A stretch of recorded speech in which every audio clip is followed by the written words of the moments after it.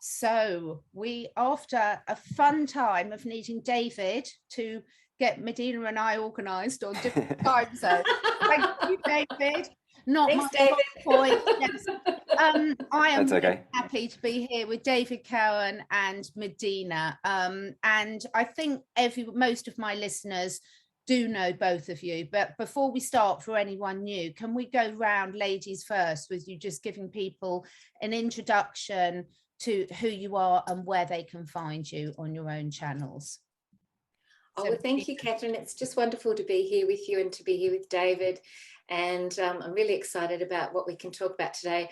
Oh my goodness, there's so much to cover. Probably be here for 5 hours.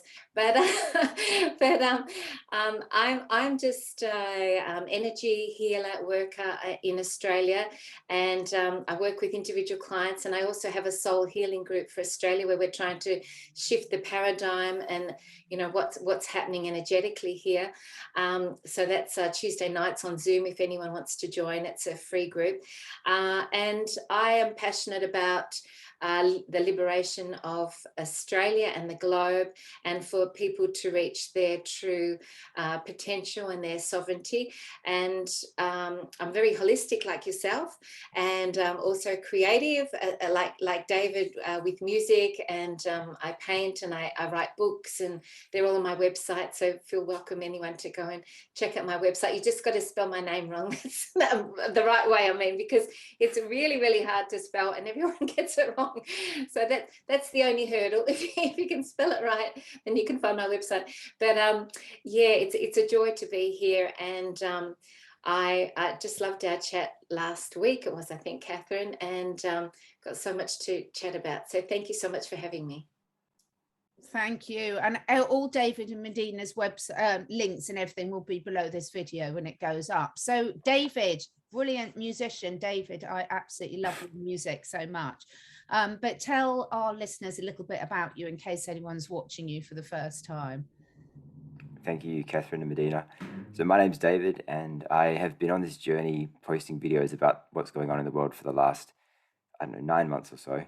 And yeah, I used to be an accountant. I'm now in marketing and copywriting, and I do music on the side, and looking to release a original track every month. That is the plan. And basically, they're about things that are going on in my experiences, but mostly about what's happening in the world now. So some conscious music for you all.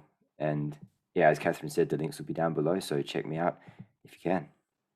Fantastic. So today, let's launch straight into it, because so much has happened over the last week. My best friend from school actually lives in New Zealand now, and I was having a chat with her at the weekend, and I think they're facing a similar situation in New Zealand to what you guys in Australia. So tell us what's happening over in Australia, and I know you're in different parts of Australia. So Medyhne, let's start with you. What have you been noticing, and then we'll go on to David. Sure. Well, with all my holistic skills in maintaining my frequency, I must say I've had some challenges this week because it has been pretty full on. It's just this constant barrage of news that is somewhat disturbing, So, for example, in Victoria, old DA, am I allowed to say the name? I don't want to get the general part, but the Premier of Victoria has been amping everything up, and the it's called the Public Health and Wellbeing Amendment Pandemic Management Bill 2021 or something, has been pushed through as quickly as possible. And, it's gone through the lower house now, and it just has to go through the upper house, and it gives him complete laissez-faire, carte blanche, powers over everything, a la Hitler. And, so it's disturbing what can happen there. And as David was sharing earlier, there has been information now that people's bank accounts are being emptied, and they're saying that they won't be giving any government benefits anymore unless people are vaccinated in Victoria. In the part of the country I'm in, New South Wales, there's there was a law that, or not a law, a mandate, which of course we know these are unlawful anyway, but on the 1st of December, they were saying that the unvaccinated could participate again in sorry. Let's try and not use that word, because they're picking up straight away and I'm not very good at picking out. So we'll just do this sort of thing, and I think our listeners. Sure. You'll have to read that. Yeah. I'll repeat myself and you can cut that bit out, sorry. So they were saying that the people that didn't have this would be able to re-enter society on the 1st of December.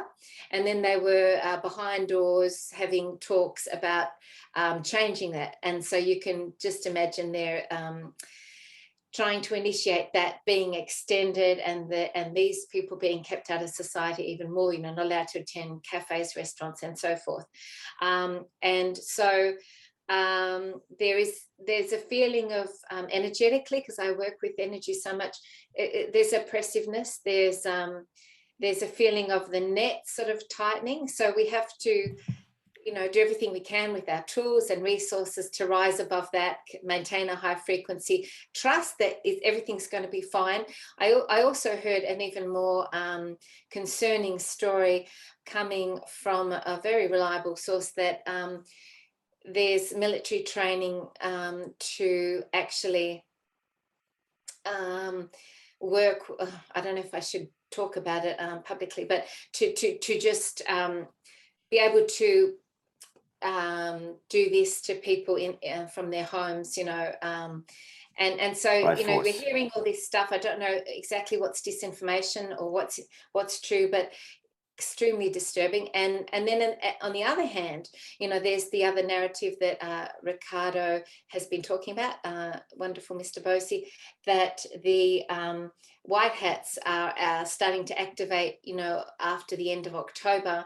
If people are not on the right side of all this, there's going to be repercussions. So, there's the undercurrent of this also playing out. But of course, because it's hidden, they have to keep, I guess, all their all the things that they're doing hidden so that they're not interfered with. We can't see that. We don't know that that's happening. We can't. It's only conjecture at this point. So you have to maintain a very strong focus of trust and just an inner knowing that everything's going to be okay. But I tell you, it's not a fun place to be in Australia right now. And I was hearing a friend say she had, I think it was a friend in Czechoslovakia, and she said there's nothing happening there and it's all really good. I think it was Czechoslovakia, and I thought, oh my gosh, I wish I was in Czechoslovakia right now. But anyway, we're here for a reason, and we just have to, as they say, hold the line and just rise above it and just trust that it's all going to work. So that's my brief summary.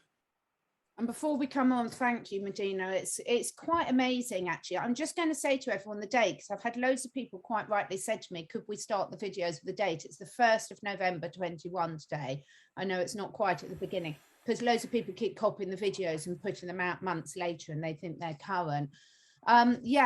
Just really quite unbelievable, actually. David, what about you? What are you seeing? I know you've been very good at forwarding things on. David's got a really good Telegram group that I would encourage everyone to join. What have you been seeing, and how's the feeling where you are? Well, pretty much just to parrot what Medyhne said, but what I want to add about the December 1st thing was that the reason why they are thinking about delaying it is because they had an outbreak in a pub in Bondi Junction, which, bear in mind, only the people that have had the thing can actually go to. So it's just stupid what they're doing. It's how could you can't make that up. Like, it's ridiculous. So they're blaming the people that haven't had it for the outbreak that, in an area where only, and there was a gym thing that you sent me as well. So this is just going to keep going. Like, we're just going to see more and more outbreaks because the only people that can go to these places are the people that have had the thing. And I don't know when the penny's going to drop for people. Like, it's just ridiculous. It's so obvious, isn't it, the agenda side of things, because nothing else makes sense. It's not the arguments are not logical.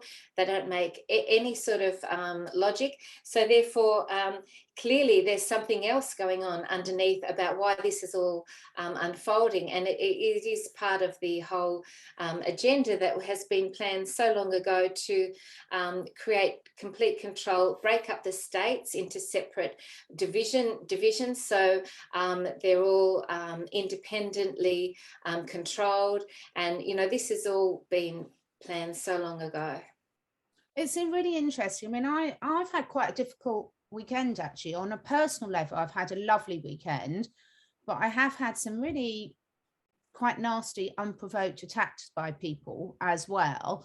And I think with everything that's been going on with what you've been saying, as I said, had a long chat with my really lovely friend in New Zealand at the weekend, and there's this feeling of, like you were saying, Medyhne, of, well, where I am, it's not that bad at the moment. I'm touching wood, everything that I possibly can. But we know it's coming, because we know we've seen this consistent theme of, you make something normalized somewhere else, so that by the time it gets to you, people are more accepting of it. And the thing that's really struck me this weekend that I'd like to get both your opinion on is, I'm really concerned by even the people that have got a very high awareness that something is wrong. Now, where you sit on that spectrum, to me, doesn't really matter. It doesn't matter how much of what we're being labeled as conspiracy theories you believe or not, because there's a whole different scale of beliefs available within that. But just say, talking to the people, that anyone that can see this is, not what it's all made out to be, and it's certainly not about health. What I'm still finding really noticeable is the language that people are using. So even people that are very well aware that this makes no sense, and as David so rightly said, the fact that they're shutting down places for outbreaks where only these people can get into is so ludicrous. But then people are still saying to me, awake people are still saying to me, well, of course, the test results have gone up, the case numbers have gone up. And I'm just like, I can't believe we're still using this language where people are even quoting test numbers when it was proven over a year ago that the tests are completely useless. So Yeah. I think the programming has been so huge that all the while, there was a huge bunch of the brilliant doctors and lawyers right at the start of this, I'll be careful with words, and they were saying, you've got to stop calling this the V word, because it's not a V. But of course, it's so difficult to think of the other words and say it, that we say it for short things, even this, and we're implying that it's a V, and it's not a V. And it's a bit like the test. We've got to stop referring to the test as showing anything to do with case numbers and asymptomatic and things like this. But it's so ingrained in people's psyche and language now that they've been so successful with the mind work, brainwashing, haven't they? Well, what I can say to that, and that they're saying things, quoting figures like 80% of people have it here in New South Wales, which I am doubtful. I've got a friend who has a friend muscle test kinesiology, and he says that the figures are more like 42%. So that's interesting. But what I boil it down to, what I boil it down to is what I read in a book when I was at school. I was doing my last year of school, and I read the book 1984 by George Orwell, and he talks about doublespeak. So it's like everything that we hear, we turn it around, and that actually has the opposite meaning. Things like Australia is a lucky country. That goes into the psyche of the people, and they become very complacent, and they just go along with life, and they don't resist anything or stand up for anything, because they've got in their psyche, oh, we're in a lucky country, everything's great. But the truth of the matter is, it's an extremely controlled country, and there's a lot of insidious things going on. So it's that double speak that we've been existing with in this life that has been from the younger stage, that really the inverse of everything that we've been told and we've been taught. We have to just turn it the other way and look at the opposite meanings often, because that's what the truth is. And so when that's so ingrained, at that level, and I remember reading the book and thinking, oh, this book, it's fascinating, but it's so dystopian and so bleak. And, you know, the world isn't like that at all. The world's not like that. You know, it's a lovely place, the world, you know, it's benevolent, you know. Now it comes to a point where I'm thinking, oh my goodness, he was exactly right. Everything that he was talking about was pretty, you know, unfolding at the moment. And so I think that sort of deepest level of programming in our education and everything from the earliest age is what we're striving to rise above and overcome. And your first reactive response to things is the thing that you've been programmed with. If you actually take time to think about things, you realize that things can be different. But when you react spontaneously or automatically, you go straight to the things that you've been taught like that. So we have to be very mindful and conscious in the way we function in the world, because it's not what we think it has been. Yeah, how are you feeling about that, David? Yeah, I don't know. I mean, it's I've forgotten what was the original lead in to the what were I think it was about the oh, double, about the cases. about the Yeah. language and the fact that even people that are quite aware that there's something up, and whenever level of the spectrum you decide you sit on with that, and there can be many, that we're still using the language that supports the narrative in a lot of ways. Yeah, well, in many ways that's the only language we have, isn't it? Because that we haven't got an alternative unless we make one up. And what I think is interesting about the whole fact that, like, Australia's never had high case numbers ever, and which I think is a good thing, because A, they're probably fake anyway, but B, it's highlighting the fact that the thing that we're supposed to be putting into our bodies isn't working, right? And I think that is well, hopefully waking people up, because, you know, but then again, that was, if depending on how you look at it, it was never meant to work anyway, was it? Because if it worked, they wouldn't be able to do it every 5 months. So that's the whole point. It's not meant to work. Like, and the health officials even say that to you. They say it straight to your face. It's not going to slow the spread. It's not going to, you're still going to be contagious. You can still pass it on. So I don't know why people are getting it. Well, I do know why. They're fearful, but I don't understand why that they're surprised that we're having these outbreaks now. And I mean, if you know the agenda, then you know that it was never meant to fix anything. It was just the illusion of fixing. Exactly. Well said. There's over 200 ambulance workers in regional Victoria. My friend just heard today that have all walked out because they don't want to get this. Now, these are people that know what's happening and what it's doing. And of course, you know, you won't hear it on the mainstream news. You won't hear it. It's all completely suppressed and censored, this information, but they've all just walked out because they don't want that to go into their bodies. So, you know, people need to be really listening to other people in their community and hearing, because I'm hearing stories all over the place, everywhere, about what's been happening, because you won't hear it in any other way except maybe on a Telegram site. But yeah. Can I just also mention that it's really interesting about, you know, that it's never been a big issue in Australia. Now, I don't know what and I know we can't generalize because so many things, but the general level of health of Australians. So take an example. Up until I wasn't allowed to travel anymore, I was going very regularly to Lithuania on business. And one thing that really struck me when I went to Lithuania is it was very rare to see an overweight person. Okay, they were fit, they were healthy, because they hadn't got into that life of excess. Now in the UK, unfortunately, like in the USA, we do have an obesity epidemic, but we are really bad in that respect, and there's loads of reasons for that. There's loads of reasons. Again, the brainwashing, the food that's available to people, the cost of food, the education system, etc. So a lot of people that are taking this are, the thing that's been quoted to me most often has been, well, we know it won't prevent transmission and things, but it will stop us dying from it if we get the word.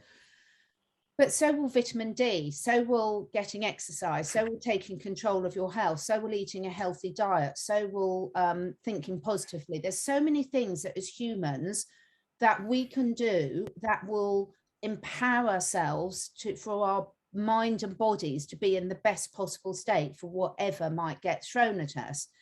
But of course, when people have already got to a stage of unhealth, then I can understand why it's more of a panic for them, because they might be thinking, well, I haven't got time to put all these other things in place. So it's a very interesting scenario about, I'd like to ask in Australia, because I haven't been to Australia since 1990, when I spent a very happy year traveling around there. But what is the general state of health in Australia? Because I am wondering whether this poor state of affairs we've got of our general health of the general population in places like the UK is a massive contributing factor to the decisions that people make. What's it like where you are? Are people genuinely quite fit and healthy? We're in the top 5 most overweight countries in the world. I didn't know that. It's like Mexico, Canada, USA, UK, and Australia. Not necessarily in that order, but I know Mexico is number 1. So Wow. you know, we are just as bad. I agree. I agree. Get told that the Australians are all fit and healthy and on the beach all the day. So the perception. I think that's propaganda. Marketing. You know, when you when you walk around the streets, I see many unhealthy people everywhere. Overweight. There's a lot of, you know, the American diet as well that people have, and you know, the fast foods, the takeaways. You know, I personally don't think we have a very high level of health in terms of everything overall, and of course we're been highly toxified with the highest levels of fluoride in the water. You know, we've got a lot of the chemtrails and all these other things as well that have been working against us. So our bodies do need a lot of detoxing, I think, here. Do you think that, I mean, we know they've suppressed natural health. People, any holistic therapist, any natural remedies have been suppressed for years. I mean, I've been working in that area for 30 years now, and it's just an absolute nightmare. Legally, you've not been able to say anything constructive on websites or anything for ages. But we can now see this as a deliberate plan. And I was thinking, you know, certainly my passion still has been for ages and still is to try and help give people choices for themselves and for their animals to take back control of their own health, because it's so wonderful when you do, and when you feel better physically, emotionally, and therefore spiritually, it's much easier to feel stronger, to take matters into your own hands and not comply. I mean, what do you think about that, David? Oh, I completely agree, and you know, I like what you said, and I think it was the video that you did with, was it with Bryce? Maybe you were talking about the med beds and how you don't want people shouldn't get into the position where they go, "Oh, I'll just fix it with a med bed," you know, but that's human nature, isn't it? We always just want to take the easy way out, and one of the ways they're marketing this thing is that obviously it's better for your health. You know, you inject this thing and then you get immunity, or whatever, well, maybe not immunity, but you lower your chances of dying. And people are lazy. You know, that's why they're in that position they're in, because they just take the easier way out. So giving them something that they can just do that without having to change their diet or exercise or do anything else, of course they're going to take it, you know. I just read a really great article saying that actually this lowers your natural immunity. Yeah. You know, so that's part of it. So that's why they have the boosters. Sorry? That's why they have the boosters, because every booster you get, it lowers your the blood cell count. Yeah, it kills your immune. And people don't want to do the research. You know, there's so much information out there, and I wonder also what sources of information, you know, they're coming from. So obviously, if it's mainstream, they might think they're doing their research, but they're coming from this one narrative, this globalist narrative, and so they're not able to access information that is actually going to give them the full story, the truth.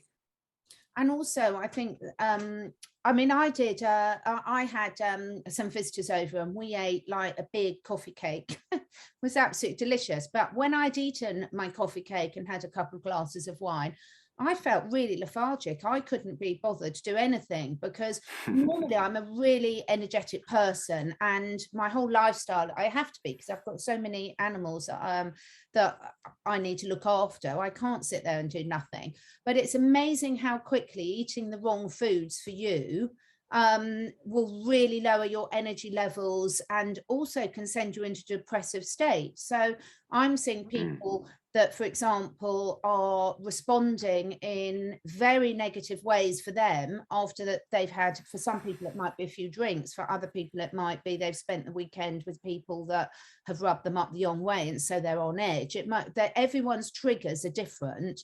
Some people it might be drugs, some people it might be that they've been working too hard or they're stressed over money. Whatever your trigger is, when you're in that stress state, you respond in a way that often you're not proud of.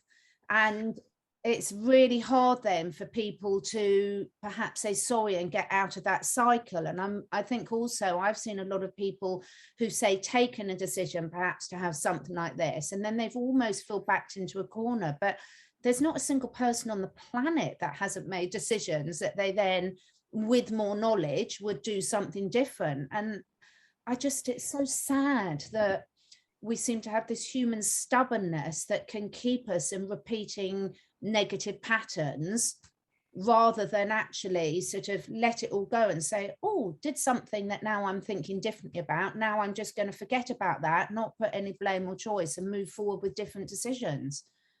It's fascinating that you've mentioned that, because I was thinking last night, I've got to talk about this with you tomorrow if I get the opportunity. And it's just what you've talked about, because now I notice that if I eat something like a cake or something like that, which I would have had before with no problem, you know, I wouldn't have had the repercussions. But now if I have a cake, I feel incredibly heavy, and it's really, really hard to digest. And what I'm attributing that to also is that we're getting these higher frequency energies now coming down onto the planet as we're ascending. Our cells are changing, and we're becoming more crystalline, and we're light. Our bodies are lightening. So if we eat the same foods like that we used to eat before, we're getting much stronger negative effects than we would have previously. And I'm really, really noticing that now. So it's very important to change, you know, those old habits that we had, where we're eating things and drinking things and consuming things that are of a lower vibration. Because if we do that now, it's going to have far greater negative consequences. Yeah. David, where you are you still allowed to go to the gym at the moment or not? Yeah, everything's open here. We're not on no mandates, no nothing. It's except the Premier initially said that he wasn't going to let anybody in from New South Wales or Victoria who, even if they'd had both of them or not. But now he's just said that he will, as of 4 days from now. So that's interesting. I wonder why he's doing that. But what I wanted to add about what you said just now about the negative, you know, the patterns that we keep repeating. Like there's a doctor who, I can't remember his name, but he's a big promoter of the thing. Like all over his Twitter, he's just massively promoting it, saying we're going to save the world and all this stuff. Anyway, his son got both and ended up in hospital, and he still promoted it after that. He did a selfie of himself in the hospital with the thing on, and is like, I'm in the hospital visiting my son. He just had second thing, but you should still totally give your kids it, because it's this rare occurrence, and it you know, the risks the benefits far outweigh the risks. And I went to his Twitter page to have a look, and you should see the venom that some of these people spit for people that don't want to have it. Like, it's crazy. You would like it's mind blowing. They hate us. They absolutely hate us, and it's making them angry. It's crazy. And this guy had an injured son, and he's still promoting it. That's a human ego. The human ego says, I'm right, and I'm not going to change my opinion because I'm holding on to it. So it's like the negative aspect of the human ego that doesn't want to admit that you may have been wrong, or that you have to see things in a different way, and so you just remain stuck in that same paradigm.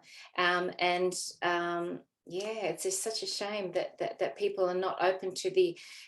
It requires humility to expand and to grow and to admit you're wrong, and Oh yeah, some people absolutely. don't have that. Yeah.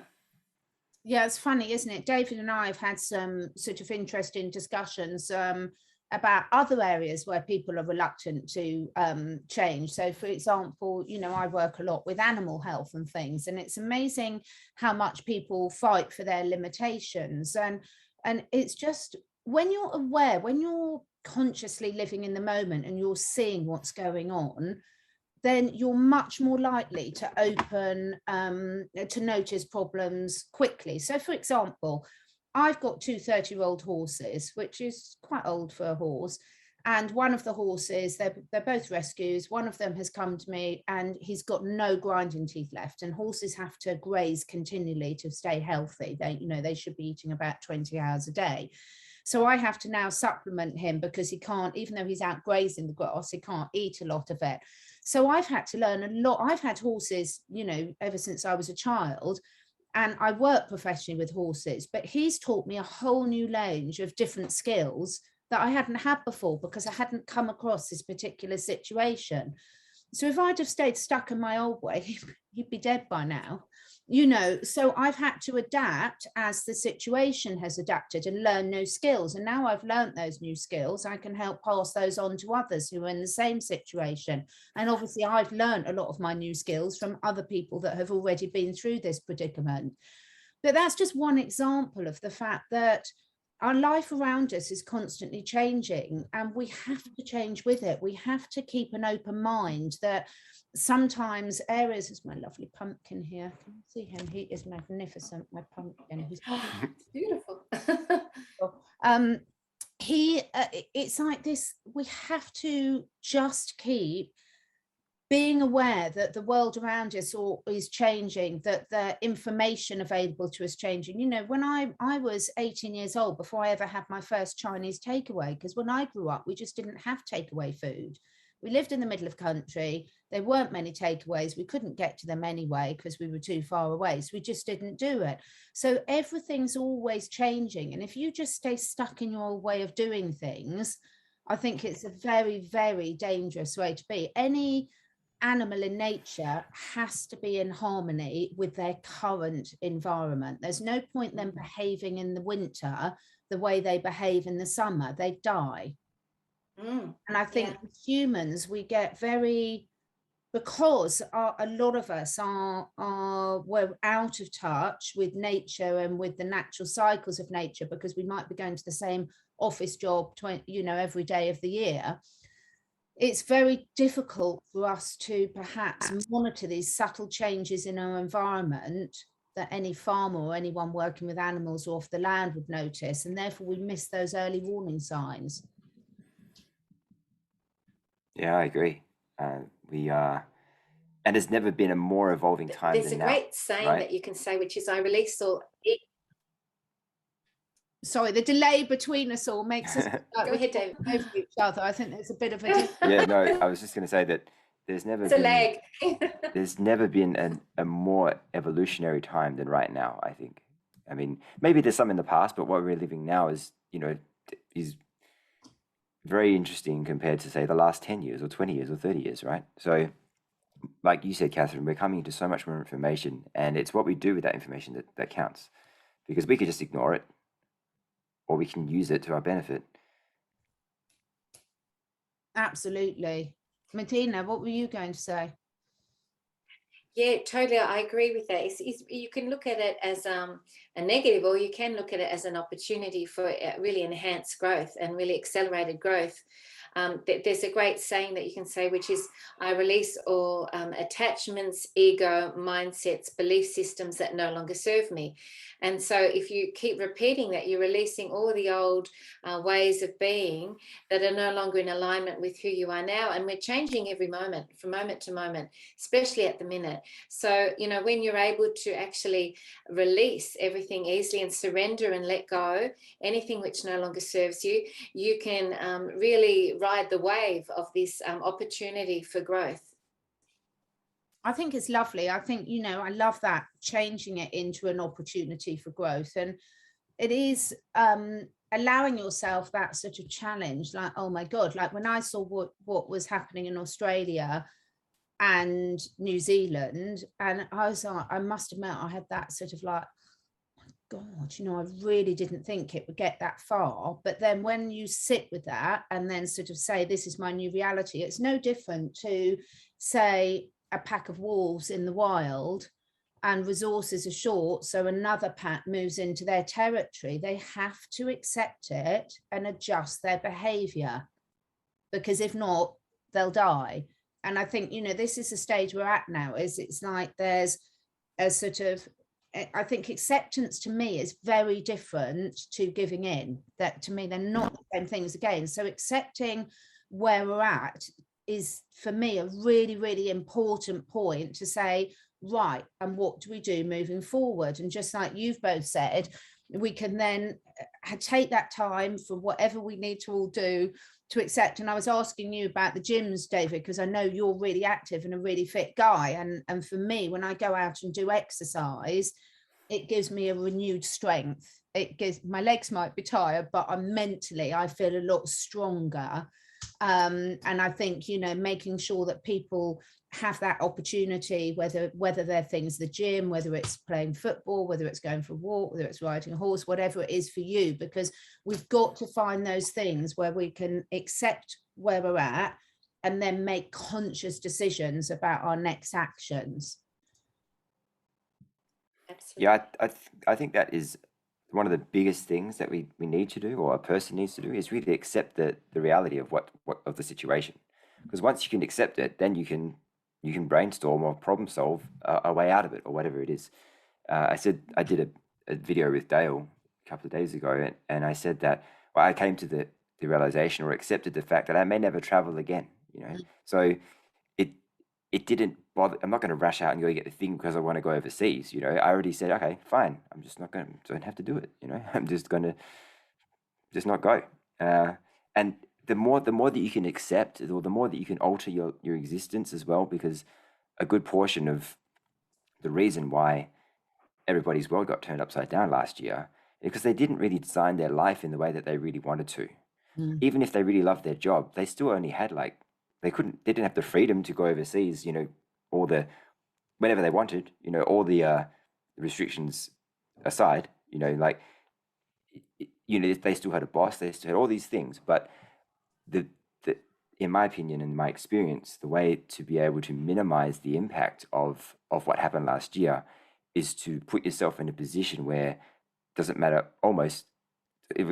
what happens, is that you can still do whatever the hell it is that you want to do, or that you can live your life and it's not impacted in such a way, you know what I mean?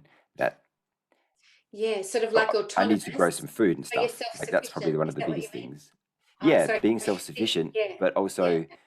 being able to work online, because that was a huge thing. Everybody ended up working online. I've been working online for the last over 3 years. And so that was, I think, one of the biggest things that impact people's lives, is the fact that they couldn't work, right? But if you took the time and the energy to create something for yourself that allowed you to do that, nobody had the foresight to see what was going to happen. But if you were in a job that you didn't like, then don't you think that would have been a beneficial thing for you to do anyway? It's you know, making a list of all the things that are joyful for you, you know, a list of 10 things, and then making sure that you put them into your week, so that you're raising your frequency and you're doing things that keep you in these higher states of consciousness.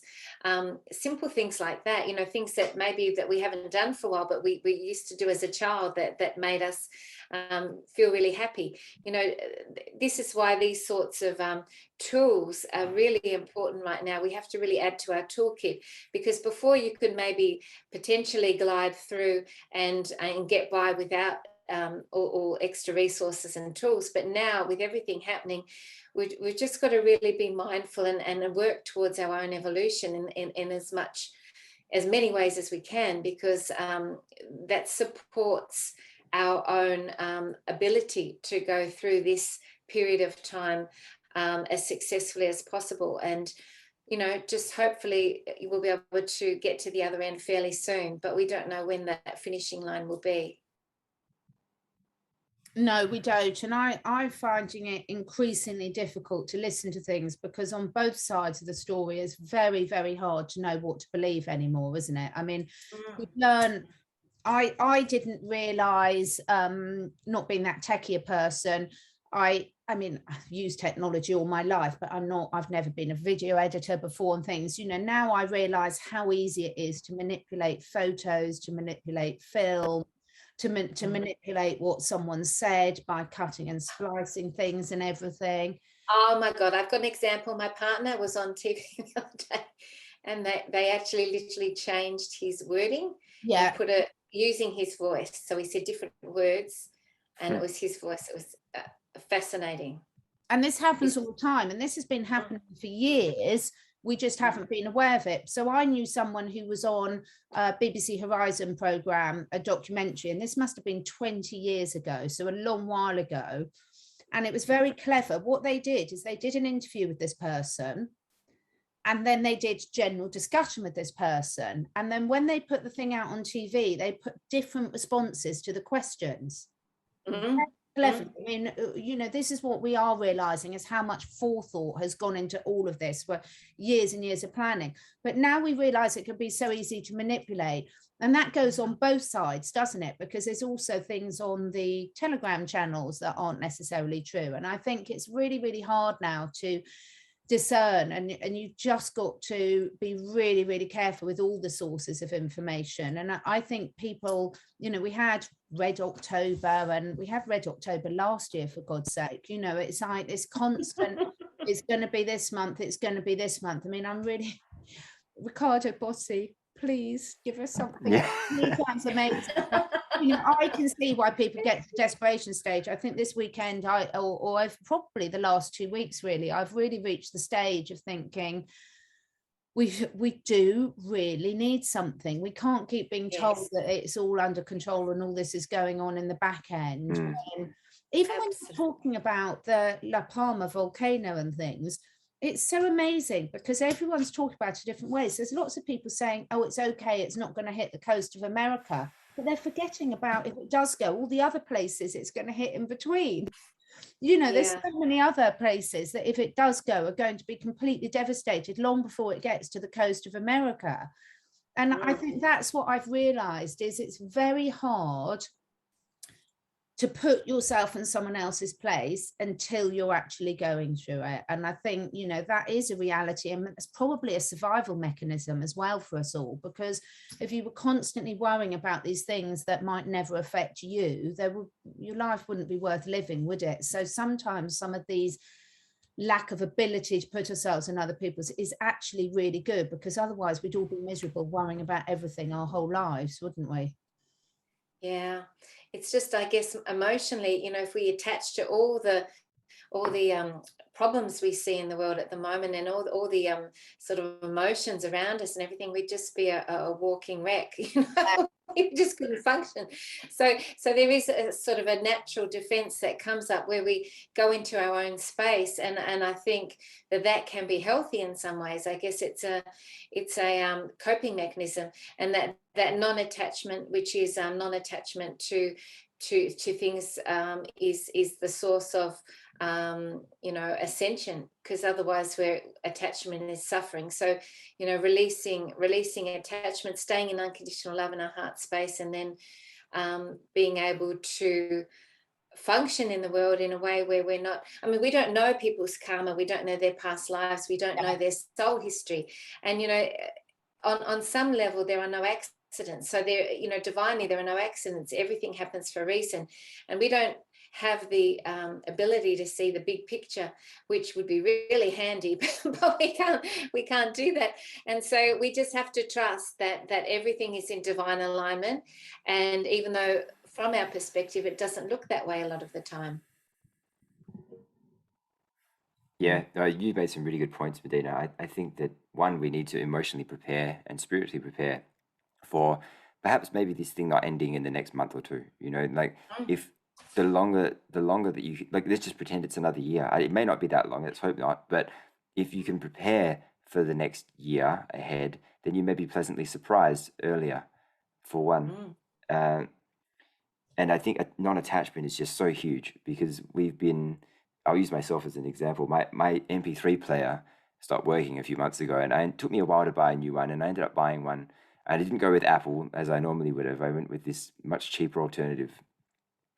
And they sent it and it never arrived, and I haven't even replaced it. So I was like, do I even really need it? You know, like, what, all these things that we think we need. Like, I was even thinking about not even getting a new phone. Do I even need a phone? Like, I don't want to get another smartphone. I was like, maybe I just don't get a phone at all. I mean, being communicative or being able to communicate is very handy, of course. But at the same time, you know, do we really need all these things? You know, are we attached to? And you see it on the news every morning. They've got like a technology segment. Like, how much programming can you get? You know, there's a tech segment every morning on this.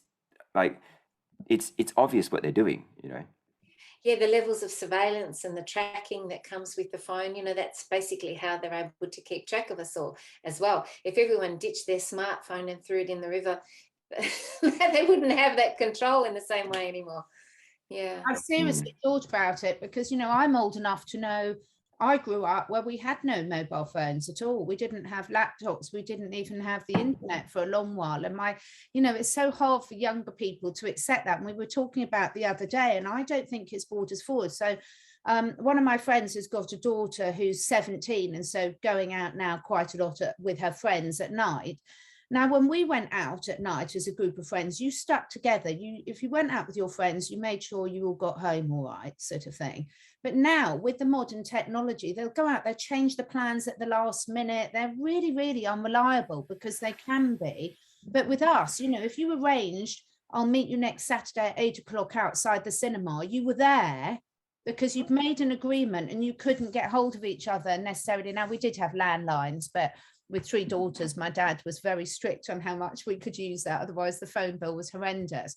But I think, you know, it's looking at these things and saying, just like you were just saying there, David, how much do they add to our lives, and how much do they, you know, take away? So as a parent now, if I can't get hold of my children, I almost panic, because it's so expected that I would be able to get hold of them at any time, any place. Whereas when I was growing up, my parents could never get hold of me. So you made arrangements and you stuck to them. So I just find it quite fascinating, really, in terms of taking a look at all our aspects, as you said as well, David. You know, we have got to spiritually and emotionally prepare for the new world that we're going to be living in, and how we're going to help create that, and not worry about the things that we can't change. You know, that is the thing. You know, can you change it? Yes. Okay, don't worry about it, do something about it. Can you change it? No. Well, there's no point worrying about it then, is it? And that's certainly a daily process for me, just making sure that I'm not worrying about stuff that I can't impact, but making sure that I do put my energy on the areas where I can impact. Absolutely. Yeah. That was something I wanted to add. You go first, Medyhne, because I forgot what it is. I had a channel message that I'd love to share with you at some point, maybe just at the end, but it talks about an important way of dealing with the situation, because when you stand in your empowerment and you take sort of control of the situation, you feel a level of empowerment. When you just feel that you're being swept up in a situation that's beyond your control, there's an awful sort of feeling of you know, being disempowered with that. So yeah, I'd love to share that with you at the end. Brilliant. We'll finish off with that. David, what would you? Yeah, no, that's a really good point. It really is. You know, they've taught us not to trust ourselves in many ways. You know, we think that we have no power, but we have all the power, really. When it really comes down to it, we just need to find it. You know, we've got the emotional power, we've got the mental power, the spiritual power, if we all tap into it, and even the purchasing power, which is really the hugest, one of the biggest things, because we can bleed them dry if we want to. We just need to purchase consciously. Um, but what I did want to add was the fact that I've seen a couple of videos recently by different psychics saying that, and I was talking to Dale yesterday, and he was like, maybe everything happens in divine timing, right? It may just be, or maybe not just may, but it is written in the stars or written somewhere that everything's going to happen when it's supposed to happen, and it may just be right now that it's not supposed to happen just yet. But having said that, I have seen a number of videos from psychics saying that for some reason, a multitude of reasons, that November is supposed to be, and this is not a back channel telegram thing that you get all these information saying, yeah, October is going to be good. This is people that hopefully are independent of that, and they're saying that November is astrologically and for other reasons is going to be a really big month, an interesting month.